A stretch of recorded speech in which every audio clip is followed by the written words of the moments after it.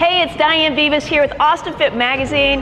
I've got Blake Martin here helping me out. We're at IronTribe Fitness, great new location out here in Lakeway. You got to come check it out.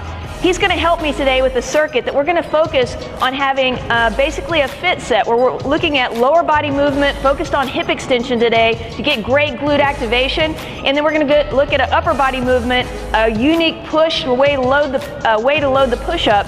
Then we're looking at anti-rotation and really that great flexion extension pattern of loading the torso. And then the last one is going to be a great locomotion movement related to takeoff power. So the first one we're going to do right here is what we call a hip thrust. Now right now the hip thrust, a popular exercise. Brett Contreras has been really doing a lot of great content on this as well. I want to point out a few things. We're looking at full extension. The most important thing here is making sure you maintain a neutral spine and you don't use back extension to create the movement. It's all about hip extension. So I'm going to have Blake actually load into the first repetition. He comes down, notice the nice neutral position of the spine. He maintains that as he lowers the bar. Then he brings it back up into full hip extension without overextending the low back. So that's going to be the hip thrust movement. Let's show it one more time.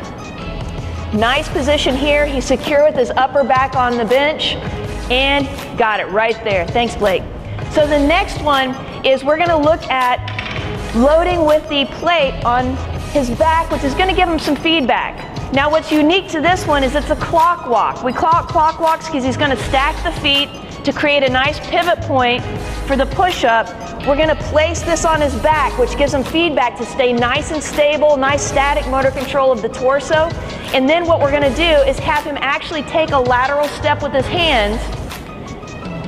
So he's got to maintain good stability, then go into the loaded push-up. He's going to again take a nice lateral step. He's pivoting on that foot.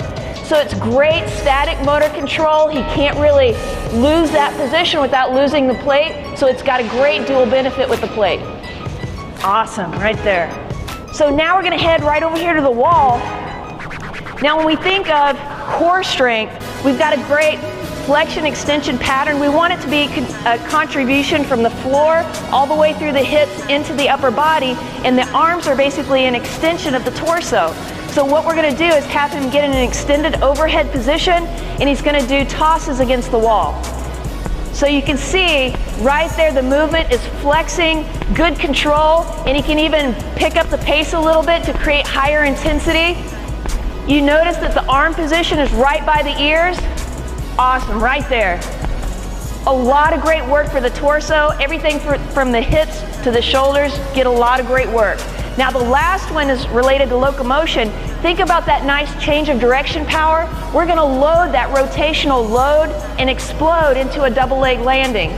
So I'm going to have him actually load onto a single leg, use that rotation that's natural to the body, and then he's going to explode into that 2-foot landing. This is a great way to perform a single leg jump with a natural rotation that relates to change of direction.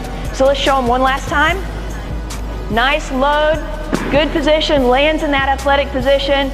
Awesome job. You got 4 movement right there. If you don't feel comfortable using the weight, try the hip thrust or the clock walks with just body weight. It's a great place to start, and we'll see you next month.